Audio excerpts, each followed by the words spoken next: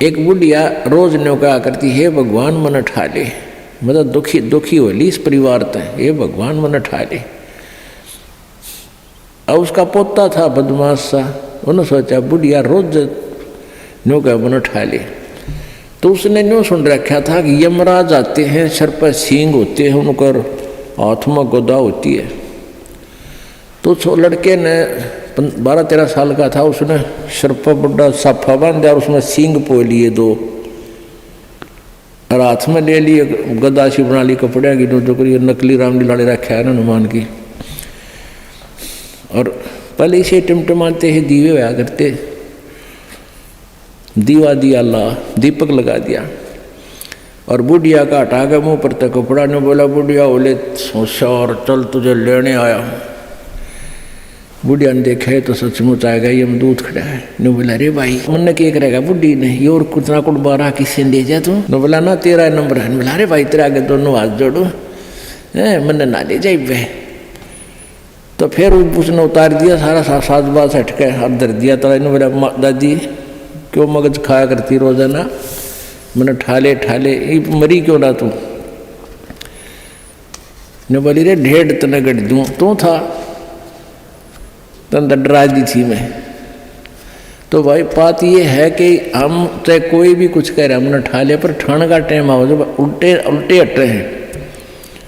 तो कहने का भाव ये है कि हम मृत्यु नहीं चाहते, मृत्यु होगी। अब यहाँ से तो आपने मरना पड़ेगा, सब कुछ त्यागना होगा और ये मालूम नहीं कब त्यागना पड़ जाए। ये कोई ज़रूरी नहीं है कि हम वैसे अटकल से आगे बढ़ रहे हैं कि अभी हो सकता है 10 साल 20 साल हमारी मृत्यु ना हो। अब कोई 60 साल का नहीं सोचा 20 साल तो और 80 साल तो जीवेंगे। और क्या पता ये रोज़ दुनिया की मृत्यु होने लग रही, कोई 20 साल का, कोई 10 वर्ष का, कोई 50 साल का, कोई 60 वर्ष का। तो ये अटकलबाजी हमें डबोरी है। हमने भगवान से डरना चाहिए और याद रखें उस मौत को, प्रथम परमात्मा को और सेकंड मौत को।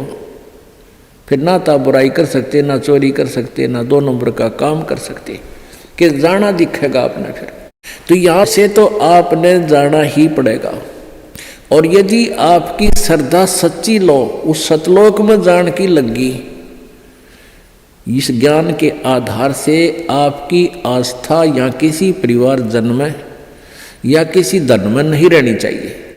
जब आप यहाँ से चलन के योग्य होंगे और ये रहकर आपकी परीक्षाएं भी होंगी, ऐसा आएगा समय, फिर आप देखेंगे कि मेरी वृत्ति बेटे में है कि बेटी में, पोते में है कि या पोती में, कोठी में या कार में। आप जी ने अपने उस जाल को स्वयं काटने की चेष्टा करनी है कि तो जुल्म हो गया, मेरा तो बीच में आस्था है। और यहाँ आशा रही तो वापस जन्म होगा, जहाँ आशा ता बासा होई और मन कर्म वचन सुमरियो सोई। आपकी यहाँ किसी भी चीज में आशा रहेगी, आस्था रहेगी, तो वापस आप जी को आना पड़ेगा। यहीं पर मन माने यहाँ फिर बैल बनकर आ जा।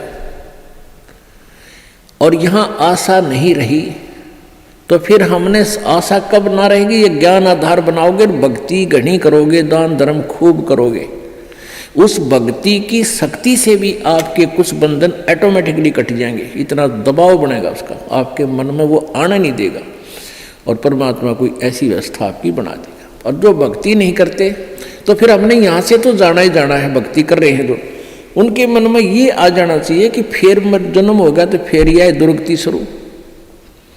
मनुष्य जन्म भी हो गया तो मनुष्य जीवन में क्या सुख पाया अपने। आज हम 60 साल के हो गए, हमें पता है क्या मिला इस जीवन में और क्या हमारा था और क्या पराया था। तो इस ज्ञान के आधार से निर्णय हो जाएगा